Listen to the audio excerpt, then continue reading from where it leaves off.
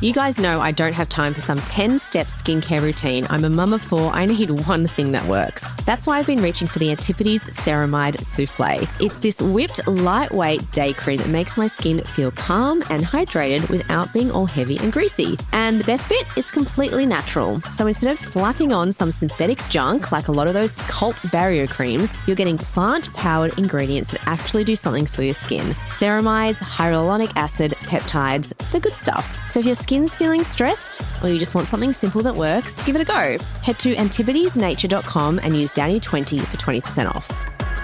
As parents, we unknowingly kind of model to kids. Yeah. You know, if we're waiting in the line at the post office and we pull out our phone and start scrolling through something, the kids even unconsciously are kind of, so when I've got nothing to do, that's what I do. I need a phone or I need an iPad. From a brain perspective, I guess, we talk about two differences being between boredom and being unoccupied. Yeah. Boredom is a tricky part to be in. When you're bored, it's really hard to initiate and start doing something else. Yeah. But being unoccupied is that really key time. That's when they can think of an idea and find something. If we jump in straight away and don't allow that, then they don't build that skill. Hello and welcome back to Life with Danny Duncan. I hope you're having an awesome day. It has decided to be winter back in Melbourne today and this week after some, spring vibes were in the air last week. But yes, I'm freezing. I'm on day, 10 of my last round of chemotherapy. So I'm still a bit neuropathic. Is that a word? Neuropathic. And cold, but we're getting there slowly. And I've got a really awesome guest on today and I'm really excited to talk to her. And I'm going to tell you a little bit about why. So the device conversation has come up quite a bit on my stories and through my socials. And if you haven't followed me for a while or don't follow me, we don't have screens in our house. And the reason why is when Chris and I first fell pregnant, we were actually in Bali the week after. And while sitting at dinner one night in Bali, we looked over at a family, 2 adults, 3 kids, and all the kids were on devices and the family wasn't talking. They were just silent. And we looked over. The kids had their head in devices and Chris turned to me and said, I don't want that to be us. And we just made a decision right then and there that we were going to talk around the table and if the kids went crazy. And my memories from a childhood was also sitting around the table. I mean, in the 90s, we didn't have devices anyway, but, colouring, fighting with my siblings. It was a little manic. It's a little crazy, talking to waiters, but that's what it was like. And 4 kids later, we don't have devices still. And the kids watch a movie a couple of times a week, but we don't let them on our phones and they're not on the iPads. And we've stuck by it. They can use their imaginations. They get and play. We make them make up games. They play pretend. They use their imaginations. They colour and just get on with it. So I was super keen to chat to someone about this topic because I know whenever I bring it up on my socials, it can trigger some people. There are a lot of people out there that do use devices for whatever reason. And I thought it would be really good to hear from someone that is in the know and that can chat about it to us. So anyway, this is about supporting parents, giving parents tips, understanding the why, and hopefully giving you guys some tools to take away to make potential changes in your life as well. So without further ado, I have Grace Hancock, Dr. Grace Hancock on today. She's a psychologist and works in purposeful technology in Melbourne. She spent the last 10 years supporting children, teens and their families to understand and work through developmental, emotional and behavioural changes. Grace specialises in neurodiversity, autism, ADHD, etc., as well as the role of technology, devices and screens on children's learning, development and well-being. So welcome, Grace. Thank you. That was a big introduction, sorry. All good. Thank you. You did well. So I know we are on the same page when it comes to technology and devices. Grace and I have met through our children's school, and just for some little background, the school we go to does use technology quite a lot, which we've had our moments about. Yep, it's been interesting. It's very interesting. So why are you so passionate about kids and technology? I think it's really it's something that I didn't choose to get into, and I just saw it in a lot of the work that I'm doing with children, teens and their families as well, just seeing the impacts that it's having in a whole range of areas across, managing emotions, regulating emotions, with teenagers, the way they're feeling about themselves, and just kind of family life, I guess, what that looks like, and the amount of arguments that it can cause. Oh, yes. And I think I've seen that increasing over the time while I've been working. And so I thought it's really an area that I can't just ignore. Yeah. It is part of the support and the work that we're doing with families. Yeah. And so, we've ended up focusing a lot on it. Yeah. I suppose the last 10 years there's been a massive increase in that, right? Oh, absolutely. When I first started working, kind of just over 10 years ago, it really wasn't, there was a few kind of teenagers that were maybe into the video gaming, a bit more than we would have liked, but that was kind of it. So it wasn't something that we were trained a lot in or focused on routinely. Yeah. And then fast forward to now, it's something that we have to really screen for with anyone new that comes through the clinic, because it is so often relevant. Yeah. I suppose when you say screen, I'm guessing, yes, that would be one of the first questions you'd ask. What does that look like? If you, Yeah, absolutely. Yeah, because it can be impacting so many of the presenting concerns really when they come to see us in the clinic in all those areas, in emotions, in social, in family dynamics. So we just need to make sure, is that there as a factor, and how significant might that be? In a mix, of course, with lots of other things that can be going on with the child. Of course, yeah. So can you explain what actually is happening to a child's brain when they're on a device? Yeah, big question. A lot. Look, and it's very varied. I think, the main one really, and the most simplest way to kind of think about it, is there's a lot of stimulation. So screens, there's lots happening. There's fast movement, there's sound, there's lights, as well as the content, around the storyline, whatever they're watching. So that's so much work that their brain is doing. And so that's, I think, where a lot of the impacts we see, because it tires them out, really. So you see that cognitive fatigue afterwards. A lot of that also then feeds into, it's more entertaining, it's more engaging, it's more stimulating, like I said, then everything else in life kind of just doesn't seem as interesting in comparison. Yeah. So I think that, it's getting their brain used to that higher level of entertainment and engagement. And then, when it's not there, then they really struggle. Yeah. So, some of the main things I think we see. Yeah, it's really, when you were talking then, I was kind of thinking, when you said those first few things, actually, even me as an adult, a 40-year-old woman, I was like, that is actually a lot to take in for an adult, really, let alone a child. Yeah. And if I suppose we think back to our childhood and, reading a book or, watching our TV shows, it was very slow moving, and it wasn't all that. And like you said, I didn't quite think of it that way. Yeah, you're looking at things, they're fast moving, there's different colours, there's a storyline as well. Yeah, you're right. It's a lot. And I think there's a big difference between things like perhaps we might have watched Play School or Sesame Street and think about, what that looks like really compared to, other Cocomelon, things like that. Yes, yeah. I think they're very different. Yeah. And that same thing you said about then when they don't have it, it's quite mundane really, isn't it? I suppose in comparison. So it's almost a dopamine chase, right? Yeah, absolutely. And I think, us as parents, we notice it ourselves as well. If you've, even at work, if you've been working on something nonstop, so you've had lots of input from screens and technology, and then the aftermath of that, and it can be hard to sit and do nothing. Yeah. And I think that's exactly that experience. But for a child who doesn't understand that and can't regulate that and doesn't have the bigger picture thinking to go, oh, actually, this probably isn't so great. It's not a great sign that I can't, sit in the car and just look out the window for half an hour. Yeah. They don't think like that. No. And so that's where we really need to step in for them. Yeah, wow. Is there a difference between different things? So like TV, for example, to an iPad, to gaming, and then it's obviously social media, or is it the same impact? No, so very different impact. And I think that's something that we're only just recently starting to focus on and understand better. So we used to routinely just focus on the amount of time. So we'd ask parents, how much time are they watching screens during the week and during the weekend? But now we're really focusing on the activity. So for a child that watches a movie, for example, in the afternoon, that's an hour and a half perhaps of one storyline. And so in fact, it's engaging their imagination, it's stretching out their attention span as well, because they're having to follow that same storyline. So there are some, some helpful things in that activity, I guess, as opposed to perhaps, scrolling through YouTube shorts on an iPad. Yeah. It's really different, because if you think of the amount of 40-second videos, or, longer, obviously, sometimes, that they're watching, that's so much more content. Yeah. And also smaller screen versus bigger screen. Yes. There's a difference as well. Yeah, okay. So, the activity is really key. Yeah, wow.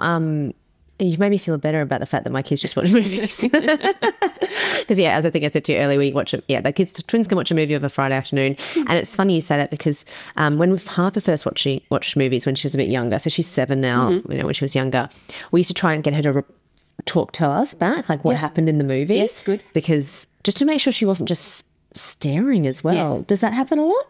Yeah, it can. Yeah, it varies, I think, from the child to child, depending on kind of their brain makeup. Yeah. But it's great to chat to them afterwards, and I think that can help them get those benefits that can come from watching a movie around understanding the storyline. It can kickstart conversations between you and the child about, maybe the relationship or the emotion the kid felt, that they can benefit from. I mean, storytelling, it's an important skill for kids, whether they're watching it or reading it or writing it or hearing it. Yeah. So they can still benefit from that. Yeah, awesome. And I suppose, like you said before, you used to focus on just screen time. So is that still a thing, or is that now?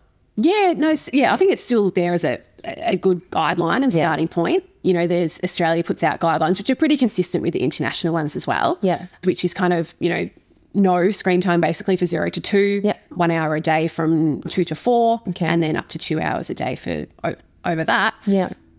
What I always say to parents though is it varies a lot on the individual child. Yeah. So I've worked with lots of kids, and even within my own family, I see the difference between kids as well in terms of how they can manage that and the impact it has on them. Yeah. So I think for some kids, they might be able to manage more and they're not showing signs of kind of overstimulation or increased reliance on the screens. Yeah. And whereas for others, in fact, less than that might be ideal for them. Yeah. You know, I think there's definitely a lot of kids in that kind of 6 and over that 2 hours a day is still too much for them individually. Yeah. 2 hours a day to me. Yeah. I mean, we don't do 2. We wouldn't do 2 hours would be the max on one. You guys know I don't have time for some 10-step skincare routine. I'm a mum of 4. I need one thing that works. That's why I've been reaching for the Antipodes Ceramide Souffle. It's this whipped, lightweight day cream that makes my skin feel calm and hydrated without being all heavy and greasy. And the best bit, it's completely natural. So instead of slapping on some synthetic junk like a lot of those cult barrier creams, you're getting plant-powered ingredients that actually do something for your skin. Ceramides, hyaluronic acid, peptides, the good stuff. So if your skin's feeling stressed or you just want something simple that works, give it a go. Head to antipodesnature.com and use Danny20 for 20% off. Days. That seems so much screen time a day for a 4-year-old. Yes, yeah. And that's what I mean. I think for a lot of kids, it is too much. It's a guideline. It's really just to point parents in the right direction roughly. Yeah. And, you know, for each family it'll look different what works for them. I think, I don't know, like you said, you see differences in your children, and I definitely see it. So, for example, Harlow, she actually will watch a movie and she kind of gets a bit bored and she wants to go and do something else anyway. Yeah. So she'll do, whereas Beau, I mean, if you put on multiple films in a day, he would probably just sit there. And even he need a reminder to go to the toilet. He's that kind of kid. Yes, yeah. So I guess it's also being aware of that, right? Like, you know. And I think you're right. Those kids that do kind of, it's almost like they're so zoned into what they're watching. And you're right. As soon as you pause it, then it's, I need to go to the toilet. Yes. I'm suddenly starving because they've missed those cues while they were so zoned in to the TV. And they're often, I think, the ones that are more susceptible to the impacts. Yes. But the kids that kind of go off and play for a bit, come back, watch a bit, I think they're at least giving their brain a little bit of a break from that. Yeah. That's the difference you're seeing there. Yeah, and then the boundary setting, we definitely set boundaries. Like, once his movie's finished, you know, and I will see that all of the kids at different times, sometimes it's Beau, sometimes it's Harlow, sometimes it's Harper, will go, okay, time to go, and they'll turn it off because I've set that boundary. So obviously that's also really important, right, to set that. Absolutely. And from the beginning, so rather than turning on the TV and it just being open and then you deciding when to turn it off. I think from the start, okay, we're going to turn it on. We're going to watch one movie. We're going to watch one episode, whatever, you know, it is. Yeah. It can help with the reactions. With the reaction, yeah. And, I mean, you said screen time from 0 to 2 and then it increases. Is there an age that's more vulnerable in those behaviours? So do you find that it's, like if kids over 6 are having too much, are they more vulnerable, or is it obviously younger? So most of the research points to that preschool age, like 0 to 5, as being the most vulnerable, which makes sense because that's when most of their development's happening, brain development as well as physical and general health as well. So that's where most of the research talks about the impacts. There was some interesting study, though, Australian one, that came out that said that the age bracket where children are most likely to exceed the guidelines for their age was in I think it was 4 to 6 year olds. Okay. So that's interesting. Something's happening at 4 to 6 where parents all of a sudden might have been able to roughly stick with the guidelines in terms of the amount of time spent with screens. And there's something in that age group. So I don't know if it's the start of school, but then, I mean, school hours means you're at home less. Yeah. So I don't know. So I think in terms of the risk to kids, it's that preschool age. Yeah. But then kids seem to, and I've spoken to a few parents where that's when it felt hard for the parents. Do you think maybe, I'm just having a think as you said that, so when Harper was 4, my twins were 1. And I wonder if that's when the younger child is now becoming more of a handful, for want of a better word. Yes, you know, as, I remember that. Yeah. And so you sort of go, well, here, have a screen while I'm looking after this. I'm just trying to think of what was going on with Harper was 4 to 6. And the twins were 1 and 2. It would have been... Yeah, no, I think that's, probably quite likely. It's a common age to have like younger siblings coming up. Yeah, and like I'm now sort of stressed and feel torn, if I just give you you'll be quiet if I give you this screen so I can focus on the screaming baby who I... I think that's quite likely. Yeah, because I've got a almost 1-year-old and then the twin, and I can definitely... And Harper's at school, so like you said, there's less likely for that to happen because she's at school, but I could definitely see if I had the twins in London, I'd be like, if I was that parent... Yeah, of course. Yeah. That's when I go outside. Yes, you've got the needs of 3 different age groups happening all at once. Yeah. And this is, I suppose, but we're moving on to like parents. So parents, okay, yes, I'm not sure whether they are more stressed and tired than our parents were, but there's definitely more going on these days than there was, say, definitely 40, 30 years ago. And, that's what I sort of hear on my socials when I do bring it up is I need a break. I need some peace. Like I'm really struggling. So is giving them the iPad that bad, or should parents really be trying to find alternatives? Yeah. Look, I think it's a complex question because every family's, managing different things, juggling different things, have different resources available. So I get that. One thing I usually talk to parents about having a think of though is, I guess, if providing a screen to give yourself a break or to create that time in the day, it might work in the short term, but I'm also kind of thinking longer term. And because it can be tricky if you end up finding that, that's the only thing that keeps the kids engaged. Yes. Because then there's a bit of a reliance really that forms there around, and I've seen it in the stress in parents that, we need to make sure the iPads are charged before we go for that drive tomorrow to get to the shops, or, if the Netflix subscription, whatever, something happens. So there's just this stress on parents, I guess, because they have inadvertently kind of found themselves with this reliance on the screens. Yeah. Whereas, if we can look at, use that when you really need to and understand, there's lots of things that families are juggling, but let's also look at ways of helping kids to entertain themselves, engage themselves with other things. And because those skills really build over time. Yeah. So the kids that I find that are best at entertaining themselves, finding something to do, creating play out of basically nothing, are the kids that have had more opportunities to do that. Yeah. So it kind of builds on itself. Yeah. And so that's sometimes where I think, having a longer term goal as parents can be helpful. Yeah. That's it's funny as you talk, obviously you're a psychologist, this is your area, and I'm a nutrition and fitness coach, and I talk a lot about parents about food and that kind of thing, and even adults, and creating habits long term, and how you got to look long term at the bigger picture. Like I always say, hard now, easy later. You might it might be a bit harder now, but like you said, I mean, gosh, tooting my own horn, but, last weekend the kids literally sat for 2 hours colouring and doing Lego. I didn't even have to touch them. And that's because, as younger children, we've sort of enforced that. But we did speak earlier about how the earlier that parents can do this, the easier it will be, right? Yeah, absolutely. And for, I guess, similar reasons to what I've really just said is that their brains then get used to, maybe sitting in the car for half an hour looking out the window. That's, if they've always done it, it's not going to feel hard to them. Totally. Whereas if it's something new, because they've usually had a screen for that half hour, that's going to feel a lot harder for the child. Yeah. And then as a parent, you're going to have to deal with that. I did see something actually the other day that was a bit controversial, but it was basically something around, if you give your kid the iPad every time you need a break, you're showing the child that every time you're bored, you then get stimulated. Whereas rather than when you're bored, rather than being proactive and then what do you do? And so then every time that child is potentially bored later in life as an adult, they're going to seek that stimulation to then feel re-engaged. Yeah, and I think there's 2 main things going on there. One of them is that behavioural part, you're right, where it's, that's what they observe, that's what they've experienced, that's what they do. Yeah. And even if as parents, we unknowingly kind of model that to kids. Yeah. If we're waiting in the line at the post office and we pull out our phone and start scrolling through something. Yeah. The kids even unconsciously are kind of, so when I've got nothing to do, that's what I do. I need a phone or I need an iPad or whatever. Yeah. So I think there's that part to it, but there's also then, just from a brain perspective, I guess, we talk about 2 differences being between boredom and being unoccupied. Yeah. Boredom is a tricky part to be in. And when you're bored, it's really hard to initiate and start doing something else. Yeah. But being unoccupied is that really key time. So when kids don't have something to do, that's when they can think of an idea and find something. And so that's when we need to give them that unoccupied time to allow them to learn how to do that and find an activity. I think that's really important. If we jump in straight away and don't allow that, then they don't build that skill. They don't build that skill. And it's just, habit formation, right? Like repetitive, like do it again, It strengthens it. Strengthen it, yeah.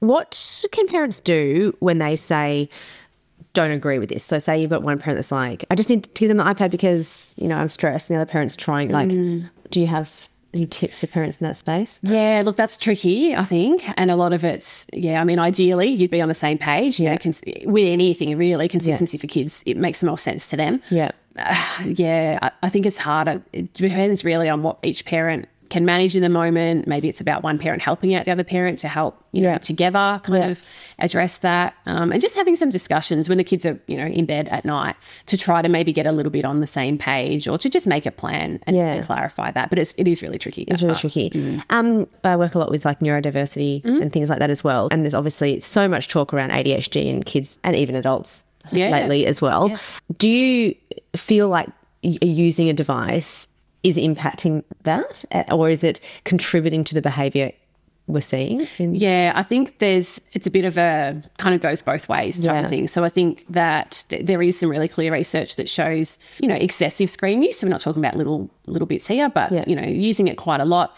impacts on, in particular, the attention.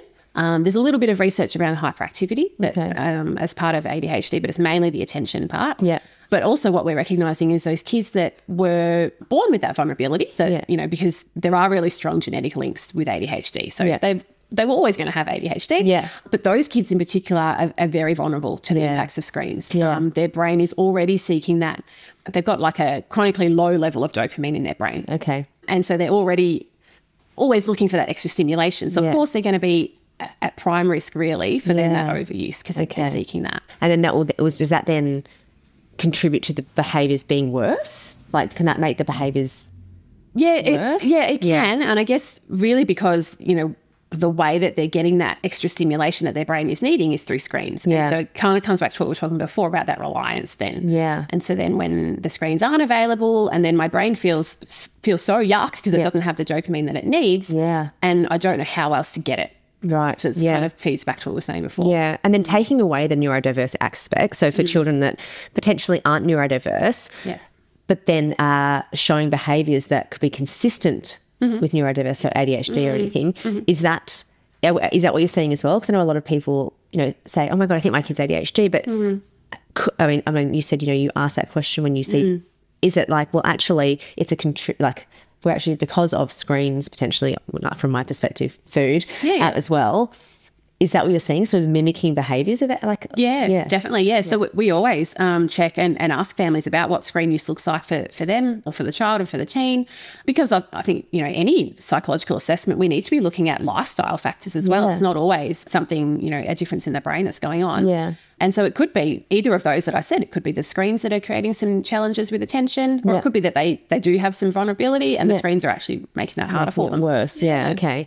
And then I'll come in and ask, you know, talk about the food aspect because, you know. And that's what, I think we need. And psychology hasn't always been great at having a really holistic kind of view. Yes. But, humans are so complex. So complex. It is touching on all of those. Yeah. What advice would you give to a parent then that, say, I mean, we were talking earlier, that is already in sort of that, you know, they've got the screens, they're coming out quite often, you know, they're sitting there going, okay, this is triggering me, but, you know, I should do better, but I'm just so worried about the tantrums, the meltdowns. What's your advice? Yeah, so I think a lot of the time if you are wanting to put a little bit more boundary or change the way it's looking really for your family, coming up with a plan together, depending on the child's age, but once they're old enough, including them in it a little bit. There's lots of great resources online for family digital plans that you can work through together.